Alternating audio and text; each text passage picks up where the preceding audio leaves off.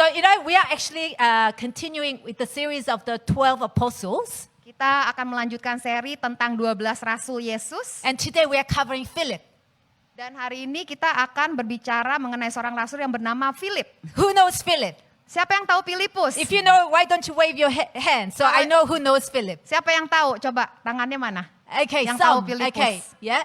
Some, Amin. yeah, Ada beberapa. Some. Yeah, Philip. I know some of you may not know because he's not actually mentioned a lot in the Bible. Ya, mungkin saudara banyak yang kurang tahu karena dia tidak terlalu banyak disebutkan di dalam Alkitab. But there are few incidences in the Bible, that actually, makes us see that he was a very valuable disciple among the 12.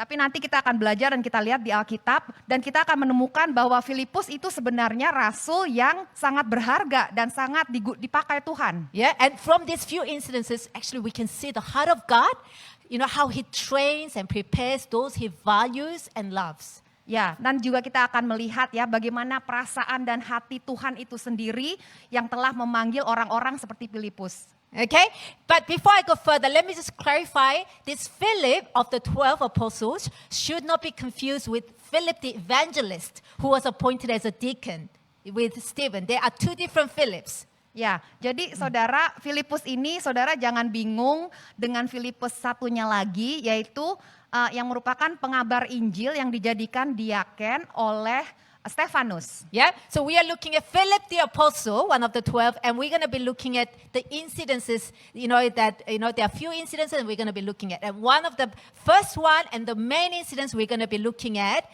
is the famous incidents of Jesus feeding the 5,000 people, with just 5 loaves of bread and 2 fish. Amin. Ya, jadi kita akan melihat Rasul Philip ya, sekali lagi bukan Philip yang diaken itu, tapi Rasul Philip, rasulnya Yesus.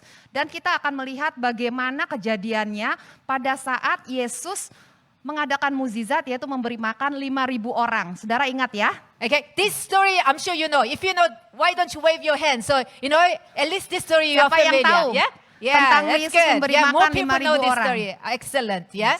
So that was an amazing miracle, feeding more than 5,000 people just few pieces of bread. That was amazing. Yeah. Jadi itu adalah suatu mukjizat yang luar biasa ya saudara. Dengan 2 roti dan 5 ikan bisa mampu memberikan makan kepada 5.000 orang lebih. Now, before this amazing miracle happened, the Bible records a short conversation between Jesus and Philip.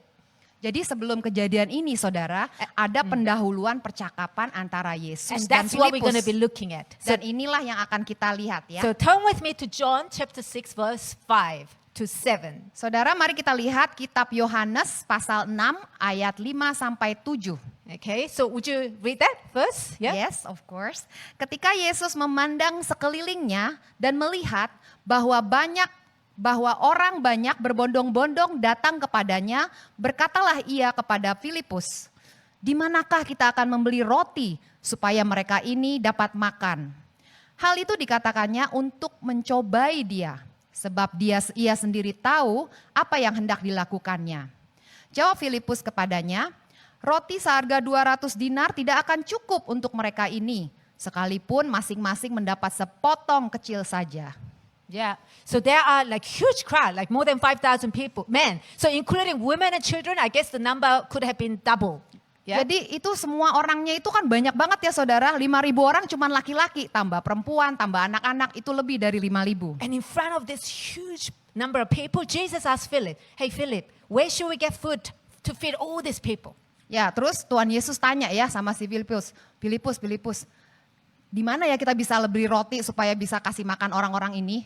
And Philip, he comes up, he works out a quick calculation. He works out. I used to be an accountant, so when I'm asked, how much and how, I work out the calculation cost, and he was doing that. He was calculating it. Ya, jadi karena Filipus itu adalah seorang accountant yang ngurusin uang, tata pembukuan ya saudara. Jadi dia otaknya tuh mulai tuh mikirin, aduh orang segini banyak 5.000, berapa duit ya untuk kasih makan mereka semua gitu. And Philip comes out with the number. Dan Filipus itu punya perhitungannya sendiri dan dia punya punya harga-harga yang udah di otaknya. How much did he say? We just read it. How much? Berapa saudara? Tadi yang saya sebut berapa? Yeah, 200 denarii. 200 denaria. Yeah, which is worth about 6 months' wage of an average person at that time. Jadi waktu itu sekitar 6 bulan gaji ya, saudara, 6 bulan gaji. So quite huge sum of money. Jadi banyak ya saudara, 6 bulan gaji. Yeah, so basically, Philip is, and then he's saying 200 denarii, Jesus, and this amount will still not feed, just a little bit. It will just feed a little bit for each person. Ya, walaupun kita punya 200 denaria, tetap aja nggak cukup buat orang sebanyak ini. Walaupun sepotong secuil-cuil roti nggak cukup. And basically, he's telling Jesus, I don't think we can do it. It's probably not worth doing it, Jesus, Ya, Yeah. kemudian Even we Filipus can, yeah. bilang kepada Yeah. Yesus, nggak bisa lah, nggak mungkin lah, dan nggak usah berpayah-payah, pasti nggak mungkin. Okay, now because we know the whole story, we may think, Philip, come on, you could have been someone, could have said something more of a faith, Ya, jadi karena kita tahu keseluruhan ceritanya, kita tahu dong dan kita bisa bilang, aduh si Filipus mestinya dia lebih beriman lagi, ya nggak saudara? But if you think about it at the time, Philip had no idea what Jesus would have done afterwards. And this answer, it sounds quite practical one to me. Ya, jadi Philip itu sebenarnya kan nggak tahu ya, tapi kita tahu. Dan sebenarnya Philip itu adalah orang yang sangat praktikal, yang praktis. Yeah, I'm a practical person myself. Saya, Pastor Cynthia adalah orang yang sangat praktikal. When I'm given a task to do, I immediately think of all the procedures involved, what I need to do, steps that I need to do, Yeah. number 1, 2, 3. Yeah? Ya betul, jadi Pastor Cynthia ini karakternya kalau dikasih tugas langsung itu otaknya bekerja, bilang di otaknya itu, oke nomor 1 saya harus begini, abis ini begini, waktunya berapa banyak, pokoknya berperhitungan di otaknya. Yeah, and if I'm given a task to feed a huge crowd, I think one of the first thing I would do is work out a cost. Ya, kalau saya How much it would cost? disuruh untuk, saudara tahu untuk memberi makan berapa orang banyak ini, yang saya pikirkan pertama-tama adalah berapa duit ya yang Yeah. saya perlukan. So Philip's answer sounds quite practical. Jadi Filipus ini orang yang praktis kan saudara, mikirin uangnya berapa. And actually we can see his practical, pragmatic approach again in several chapters later. This was chapter 6. In chapter 12, we see another incident.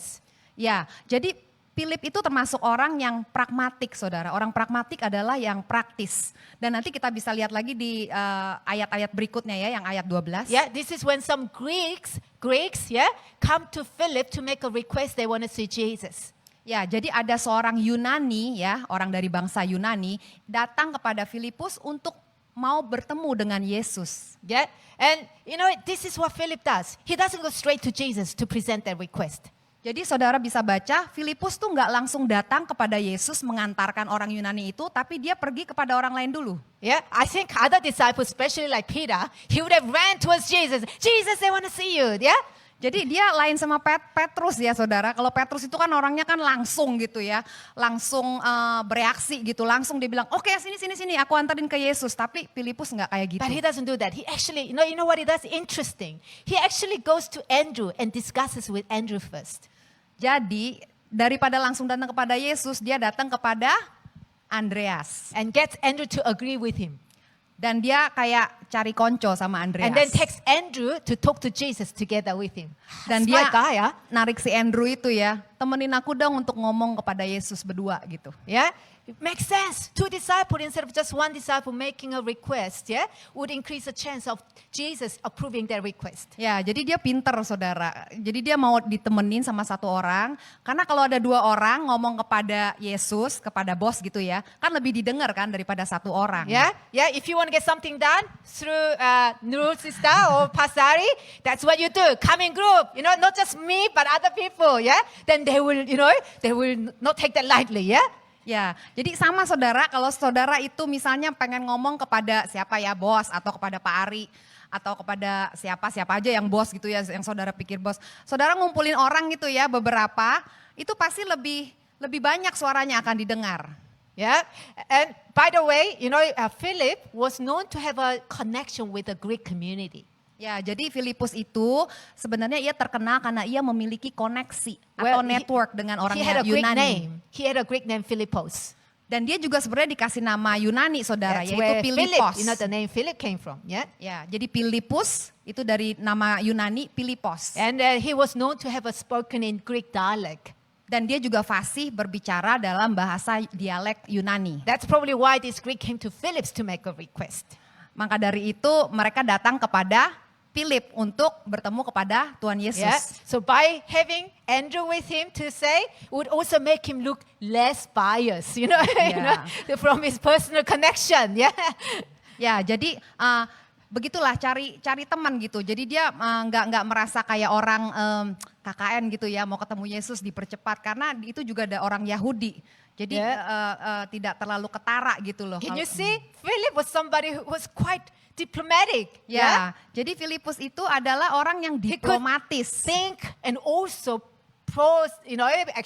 process diplomatically, pragmatically, logically. Jadi dia menggunakan akal, ya, saudara, dia menggunakan akal, kemampuannya dia berpikir, pengaruhnya gitu, Yeah, he was a very untuk practical guy. melakukan apa yang dia mau. Dia sangat praktikal. Yeah, he knew how to get things done. Dia tahu bagaimana menyelesaikan masalah dengan tuntas. Yeah, and this is a very good qualities, very good attributes. Yeah, Dan saudara tahu nggak, ini nih sebenarnya adalah kualitas yang baik dari and I suatu think kepribadian. Jesus would have valued such Philip. Dan saya percaya Tuhan Yesus sebenarnya sangat menghargai And we need Orang people like seperti- this even nowadays, yeah, don't we? Yeah? orang seperti Filipus ini, dan kita memerlukan And I think Filipus. Indonesian congregation have this good quality people like practical, pragmatic, yeah? Ya, dan saya percaya di Sensible. tempat ini, di komunitas Indonesia ini banyak juga orang-orang yang pakai akal pikiran gitu ya, yang logis, yang pokoknya pakai akal gitu daripada emosi. Yeah? Who's practical person here? Who are practical person here? Kira-kira siapa ya di sini yang orangnya lebih Yeah? praktikal? You are practical. You don't want just theory. I want to get things done. Practical. Yeah. Yeah. Has to make sense to me. Yeah. Jadi Are you? Yeah. nggak cuma pakai hati gitu ya, tapi pakai pemikiran Yeah. gitu ya. Yeah. We have some good practical people here. Yeah. Ya, kita punya orang-orang yang baik dalam hal ini, yaitu orang-orang yang praktis. Yeah. I'm a practical person. I like to think sensibly, and it has to make sense to me. Ya, saya adalah orang yang praktikal ya, dan saya mau semuanya itu make sense itu apa ya, bisa masuk akal gitu. Jadi nggak yang terlalu mistik-mistik yang jauh-jauh gitu. Yeah. But, Tapi, yeah, yeah. God sometimes calls us to see beyond our practicality. tapi kadang saudara, Tuhan mau kita melihat melampaui Yeah. kepraktisan kita itu. Beyond our logic and mind, He calls us to see. Melampaui akal pikiran kita. Yeah. Amen. Amin. Why? Apparently our God is much greater than what our mind and logic can contain. Ya, kenapa saudara? Kenapa dia mau kita begitu? Karena dia itu melebihi otak kita, dia itu melebihi akar pikiran kita. Right? Amen. Bener nggak? I mean, just look at how God works through our tithing. Pardon me? Through our tithing. Oke, baik. Tithes. Ya, saya ambil contoh ya, saudara. Kita akan bicara tentang perpuluhan, ya, persembahan perpuluhan yang God saudara works bawa beyond tiap our bulan. logic there. As I said, I'm a number person, right? Yeah.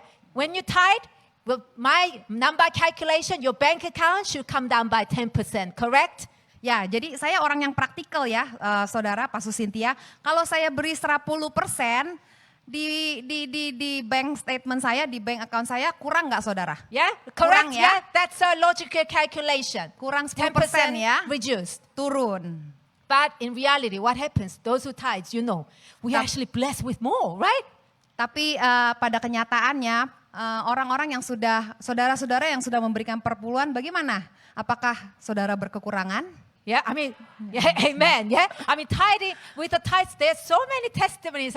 It's hard for me to pick one. But let me just share with you the latest one I came across. Ya, jadi saya ada kesaksian tentang persepuluhan, saudara. Ini adalah yang paling update ya, yang saya terima. This brother in our congregation had been tithing, and it was actually his wife who just told me recently. Yeah. Ya, jadi ada satu orang dari kongregasinya Nepali, yaitu istri dari satu orang jemaat. Yeah. Before he had been tithing, every month he would finish off, his monthly salary. Yeah, all gone by the end of the month. Ya, jadi sebelum dia ada kebiasaan memberikan perpuluhan, saudara, Yeah. dia itu selalu tiap bulan itu pas. Yeah. Jadi impas gitu Yeah. ya. After he had been tithing. Setelah dia memberikan perpuluhan, Because it's 10% less, I guess you would have been finished even earlier, right? karena dia memberikan 10%, saya pikir, oh pasti gajiannya habisnya lebih cepat lagi nih, karena kan But you know what berkurang happened? He was 10%. actually amazed. Both the wife and husband were amazed to share. You know what? Now our bank account has leftovers. Nah, tapi saya bingungnya begini, sekarang saya dan istri saya, kata orang itu, malahan di dalam bank account saya itu, ternyata Accumulation. masih ada sisa. They were saying, now we have savings. Bahkan mereka bisa menabung. Yeah, I don't know how that makes sense logically. Aku nggak tahu ya With gimana my logical mind, it mereka doesn't make itu sense. bisa masuk akal dengan kejadian seperti kayak gitu. Yeah, it doesn't make. So I don't understand how that works, but I know this. Saya nggak ngerti ya gimana cara kerjanya itu, nggak ngerti, nggak masuk pikiran. Tapi satu hal saya tahu, Yeah, I know that our God certainly works beyond our logic. kalau Amen. Tuhan kita itu bekerja melampaui logika kita. Yeah, here in John 6, that's what, I believe that's what Jesus was trying to train Philip to see beyond his logic, to this logical pragmatic guy. Yeah. Ya, makanya kita lihat di dalam Yohanes 6 ini, saudara, kita melihat kalau Tuhan Yesus itu sebenarnya mau melatih Filipus untuk melihat melampaui Ya. akal logika. When Jesus asked Philip, where are we to find food for all these people? He didn't ask Philip because he needed Philip to give him a solution of what to do, Ya, jadi ketika Yesus tanya sama Filipus, Filipus gimana beli roti untuk orang sebanyak itu? Saudara pikir apakah Tuhan benar-benar tak He already knew what he ingin was going to jawaban do. dari Filipus? Tidak, bukan? Yeah. So why did Jesus ask Philip? Terus kenapa dong This Tuhan Yesus tanya question? Filipus? Kenapa tanya pertanyaan ini? Yeah, the Bible tells us why he did that. In verse 6. So let's look at verse 6. Jawabannya ada di pasal ayat yang ke-6, saudara. Yeah, it Ya, saya bacakan lagi. Yeah, it says in verse 6. What does it say? He said these to test him. Jadi apa katanya Tuhan Yesus? Apa katanya Alkitab? Hal itu dikatakan Tuhan God tests Yesus people, yes. untuk mencobai Filipus. God sometimes tests people. Tuhan kadang menguji atau mencobai orang. Did you know that? He tests you. Apakah saudara tahu? God actually Tuhan likes to Yesus test menguji those tiap he dari loves. kita. God tests those he loves. Tuhan menguji orang-orang yang So if you are dikasihinya. loved by God, one day, sooner or later, or maybe he already did, he will test you. Jadi apakah saudara mengasihi Tuhan Yesus? Sekarang atau nanti Tuhan pasti menguji saudara. Don't we do that a lot with our own kids? Yes. Yeah, yeah. Kita kan melakukannya dengan anak-anak kita Yeah, ya we saudara. test our kids hard, huh? Yeah. Kita selalu menguji anak kita. Yeah, I actually love doing that to a cute kid. The more lovable they are, I love doing this. Yeah. Ya, saya sering menguji anak You know what I kecil do? gitu, You yang know? lucu. This little child who's enjoying his favorite snack, Jadi ada satu anak saudara yang lagi makan snack yang dia doyan banget gitu. and then you go, yeah, maybe can you give some to mommy? Terus nanti pas Susan dia datang, boleh nggak minta snacknya itu kasih mami? Yeah, or can you give some to me? You do that, right? Ya, kita Why? begitu kan saudara.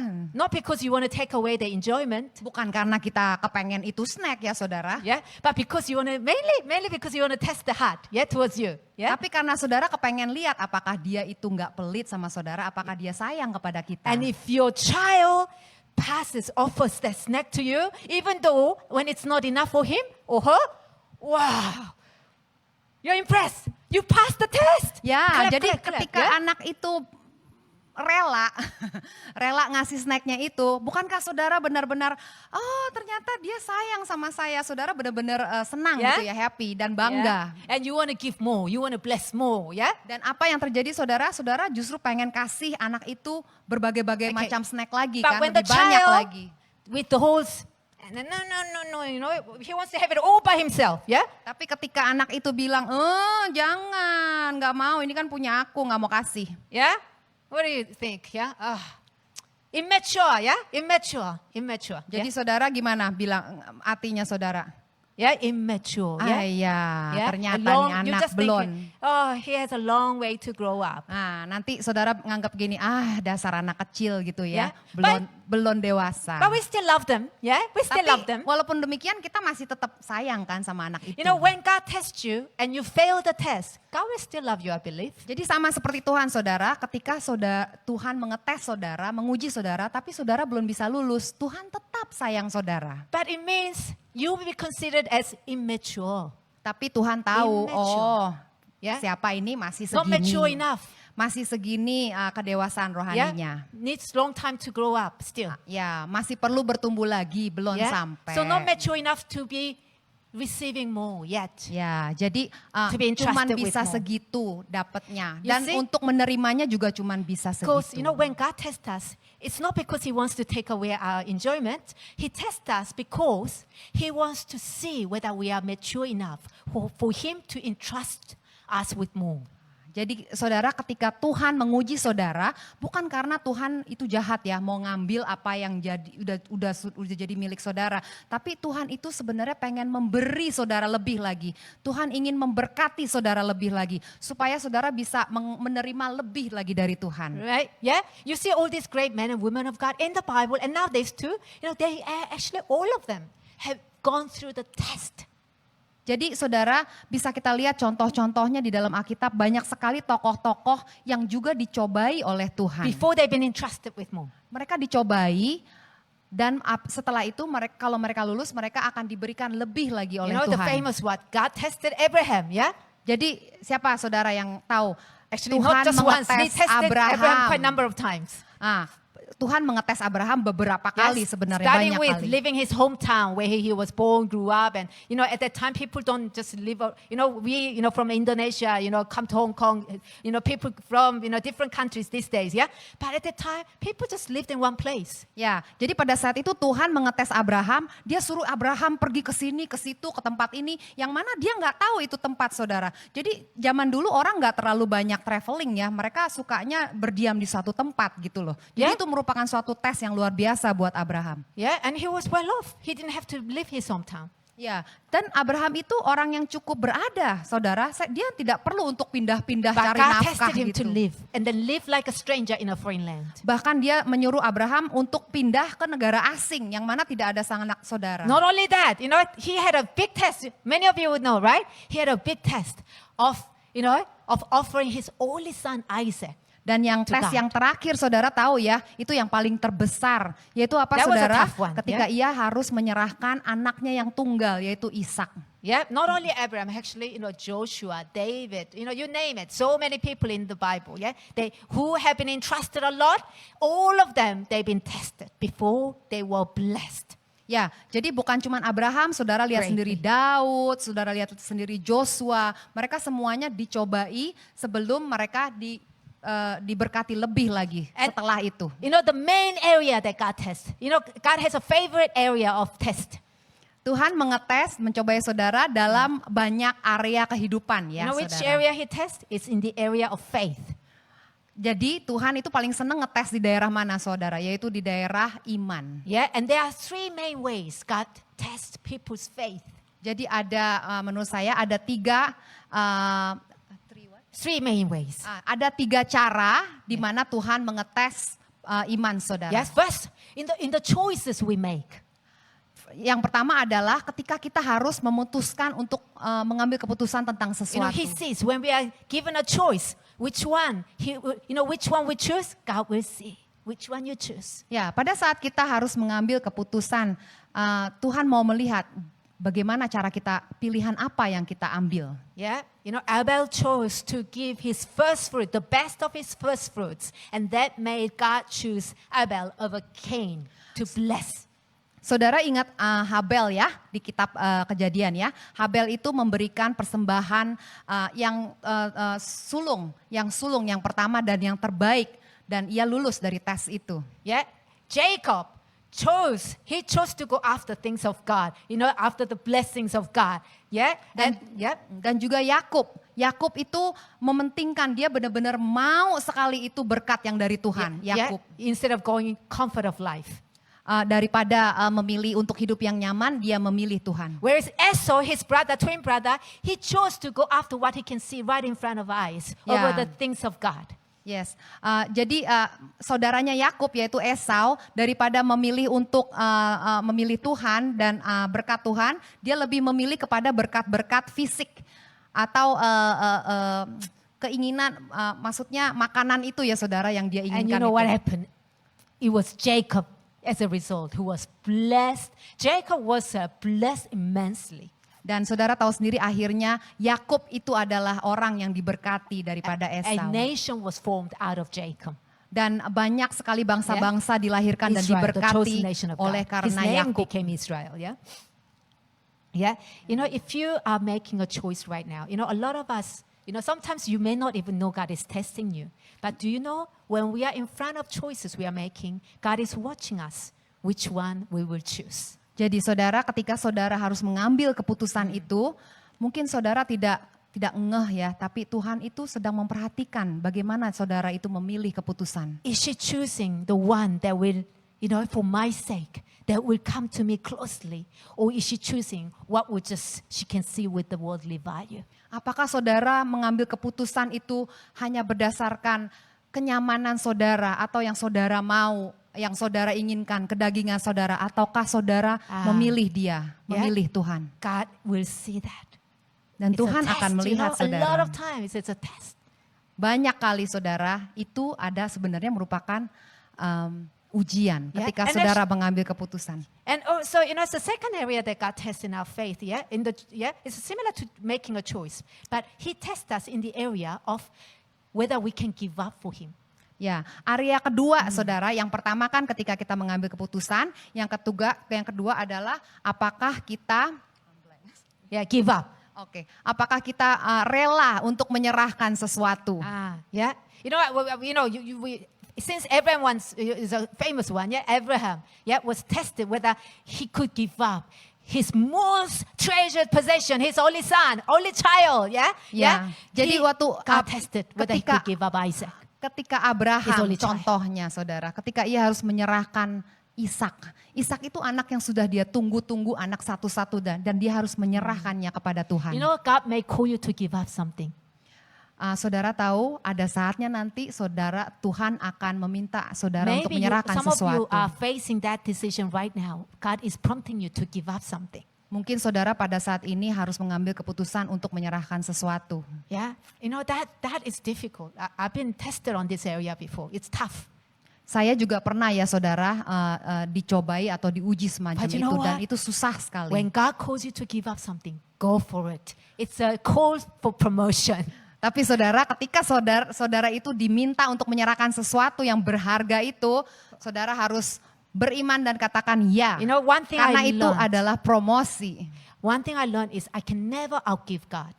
Satu hal yang saya sudah pelajari, saya tidak bisa memberikan piutang kepada Tuhan. Saudara ngerti ya? Yeah. Gak bisa ngasih Tuhan utang gitu. Yeah, I give up this much for God. He blesses me with this much. Karena apa saudara? Kita kasih Tuhan itu seberapa banyak sih saudara? Kecil, tapi Tuhan memberikan kita lebih, jauh lebih besar. Right? You know, even small thing like tithes, you know, I give up 10%, yeah? God blesses me with a lot more, yeah? Contohnya persepuluhan saudara. Saudara membeli 10% ya, 10 saudara. Tapi berkatnya lebih banyak lagi. But you know, and bigger the bigger the thing that you need to give up, the bigger the blessing I can tell you it is. It's Yeah. proportional. Jadi hal yang saudara serahkan itu semakin besar nilainya, semakin besar pula balasan atau berkat yang akan Tuhan sediakan buat saudara. And the last area, you know, the last main area that He will test you, Area yang ketiga saudara, yang terakhir is through trials. adalah lewat percobaan, lewat pencobaan. Trials. Lewat pencobaan. We will face trials in life. Lewat kesukaran badai hidup saudara. Yeah. Have you faced trials, difficulties in life? Anyone? Saudara sudah pernah mengalami badai hidup atau sedang di dalam badai hidup? Yeah. Yeah, of course. Yeah. Who has not faced any difficulties in life? Siapa yang nggak Maybe pernah I punya should ask that masalah? question, yeah? Coba angkat tangan yang nggak punya masalah. Nobody. Nobody, yeah? Nobody, yeah? Maybe one, yeah? Yeah? You know, when God tests you with the trial, yeah, it's a sign that He wants to bless you. Jadi saudara, ketika Tuhan mencobai saudara dalam kesukaran hidup, sebenarnya Tuhan sudah punya sesuatu, Yeah. blessing untuk diberikan kepada saudara. You know, you tell me about it, yeah? David, before he became a king, he went through a really, really painful trial, didn't he? Yeah? Ya, saudara He was belajar dari almost killed by people. He was chased after by murderers, you know. Oh, accused, mocked. And you tell me about it. Ya, ketika dia Daud ya saudara, ketika dia mau menjadi raja ya, dia tuh udah diuber-uber, udah mau dibunuh, dia harus ngumpet, dia dihina, dia dikhianati, pokoknya banyak persoalan hidupnya. Joseph is a famous one too. Yeah, before he became a prime minister of the most powerful country in the world at that time. Yeah. Ya, saudara ingat juga Yusuf ya. Yusuf ingat ya saudara ya, yang terkenal itu. Sebelum dia menjadi raja atas Mesir, He was tested big time. dia dicobai He was banyak kali betrayed by his saudara. brothers, sold as a slave, put into the prison, tempted, for adultery, and he passed it, and he was put into test after test, huh? Ya, jadi kesukaran, terus diikuti kesukaran terus saudara, dari mulai dijual, dari mulai dia dimasukin ke penjara, ya, dideketin sama tante Potifar sampai dia akhirnya jadi Yeah. raja. Today I want to talk to those who are going through tough times. Ya, jadi kita bisa lihat Tuhan itu mengetes kita lewat badai-badai hidup ini. Yeah, who are facing challenges and trials. Ya, jadi kita selama hidup kita pasti mengalaminya semua ini. Yeah. Some of us may be asking, God, it doesn't make sense. I've done nothing wrong. Why is it happening to me? Mungkin saudara berkata ya, Tuhan, saya masuk ke dalam pencobaan ini ya, kayaknya nggak fair gitu. Emangnya saya salah apa gitu? Sometimes, of course, sometimes some trial come because of your own sin. That one you need to repent, yeah? Tentu saja saudara, ada kalanya pencobaan itu datang karena itu kesalahan saudara sendiri, itu sebagai konsekuensi dosa dan saudara sebaiknya cepat-cepat bertobat. But sometimes trial happens when you have done nothing wrong, like Job, right?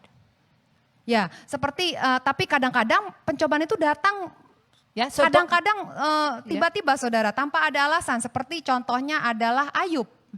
yeah. So let's not judge people. Oh, that happened because that person's bad. Hey, let's not judge. You never know, yeah? Jadi jangan saudara ngakipin orang lain ya, bilang, aduh kok dia hidupnya susah banget ya, pasti banyak dosanya. Jangan gitu ya saudara. Yeah. Jangan menghakimi. There are times when you feel like, God, why is this happening to me? Or Ada you're just kalanya- asking yourself, why is my life so tough? Ada kalanya saudara mungkin bertanya, Tuhan kenapa ini terjadi sama saya ya Tuhan? Kok saya sih gitu Tuhan? Yeah. And then you sometimes after one trial, there's another trial. Jadi kadang-kadang saudara baru aja yang ini kelar. Yeah. Udah nangol Yeah. lagi Your pencobaan son is berikutnya. not, making a trouble, and after that, and then your another relatives are asking for money, and after that, your husband isn't having affair. One after the other. Jadi saudara mungkin saudara mengalami, aduh anak saya ini nggak mau dengar saya, anak saya kurang ajar, sudah meninggalkan saya. Habis itu ada pencobaannya lagi, habis itu mungkin suami saudara berselingkuh, habis itu, pokoknya banyak gitu ya, bertubi-tubi. At that time, you have choice. Pada saat itu saudara, One is, why is it happening? That's one way, yeah? ya, pada saat itu saudara, And get saudara depressed. And memilih. that's what Satan will want you to make you feel depressed, discouraged, yeah? Even suicidal.